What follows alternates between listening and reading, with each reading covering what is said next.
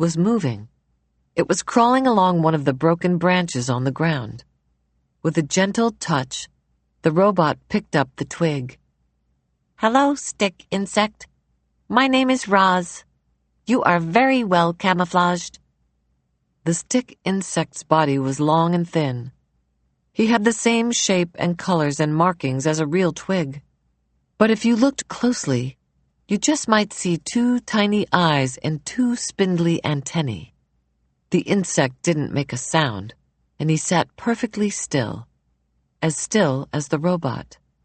The 2 of them sat still and silently stared at each other for a while.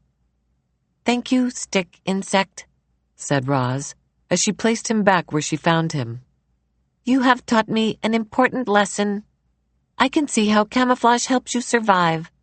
Perhaps it could help me survive also." Chapter 18. The Camouflaged Robot. As you know, listener, Roz had always liked to keep herself as clean as possible. But her desire to stay alive was stronger than her desire to stay clean. And our robot decided it was time she got dirty. Roz was going to camouflage herself. She'd gotten the idea from the stick insect, but Roz quickly realized that camouflaging herself as a twig was out of the question. No, the robot would have to blend into the landscape itself. She began smearing handfuls of thick mud over her entire body.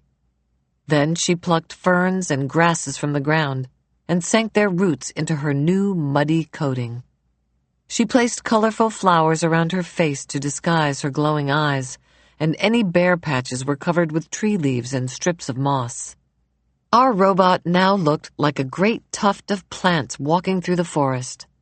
She waited for darkness, and then she padded to the center of a clearing, nestled herself between some rocks, and became part of the landscape. A few hours later, the sky was brightening, the fog was lifting, the nighttime animals were slinking home, and the daytime animals were beginning to stir. It was just an ordinary morning on the island. However, there was that new tuft of plants in that one forest clearing. Only the bees had noticed the tuft. They buzzed around it, completely unaware that the robot was hidden beneath. And so Roz sat there, right in the open yet completely unseen, and observed the wilderness around her. She watched flowers slowly turn toward the sun. She listened to rodents crawl through the weeds. She smelled the moist, piney air. She felt worms wiggle against her muddy sides. A week later, the tuft of plants was gone, but there was a new clump of seaweed on the shore. A week after that, the clump of seaweed was gone, but there was a new bramble on the mountain. Then there was a new log on the riverbank. Then a new rock in the forest. Chapter 19. The Observations. Clouds scudded through the sky. Spiders spun intricate webs. Berries beckoned to hungry mouths. Foxes stalked hares. Mushrooms rose up from leaf litter. Turtles plopped into ponds.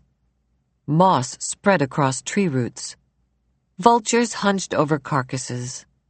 Ocean waves beat against the coastline. Tadpoles became frogs. Caterpillars became butterflies. A camouflaged robot observed it all. Chapter 20. The Language of the Animals. It started with the birds. They had always been skittish when the robot was near. They would stare and screech and then scatter. But now that Roz was camouflaged, she could secretly observe their normal behavior right up close. Roz noticed chickadees fluttering through the same flowers and singing the same song every morning. She noticed a lark who swooped down to the same rock and sang the same song every afternoon. She noticed the same 2 magpies singing to each other from across the same meadow every evening. After weeks of robotically studying the birds, Roz knew what each bird would sing, and when they would sing, and eventually why they would sing. The robot was beginning to understand the birds. But she was also beginning to understand the porcupines and the salamanders and the beetles. She discovered that all the different animals shared one common language. They just spoke the language in different ways. You might say each species spoke with its own unique accent. When Roz first listened to the chickadees, their songs had sounded like, "Tweet tweedle, tweet tweedle." But now when the chickadees sang, Roz heard, "Oh, what a lovely day it is. Oh, what a lovely day it is." Deer spoke mostly with their bodies. By simply turning her head, a doe could say to her family, "Let's look for clovers by the stream." Snakes often hissed to themselves, things like, "I know, there's a tasty mouse around here somewhere." Bees said very little.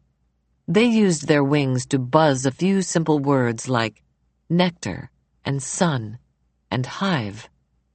Frogs spent much of their time searching for each other. One would croak, "Where are you? I can't see you." And then another would reply, "I'm over here. Follow my voice."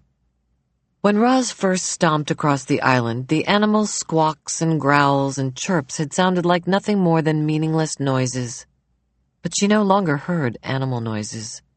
Now, she heard animal words. Chapter 21. The Introduction. There was an hour each morning in the dim light of dawn when all the island animals were safe. You see, long ago they had agreed not to hunt or harm one another during that hour. They called it the Dawn Truce. Most mornings the island residents would gather in the great meadow and spend the hour chatting with friends. Of course, not everyone attended these gatherings.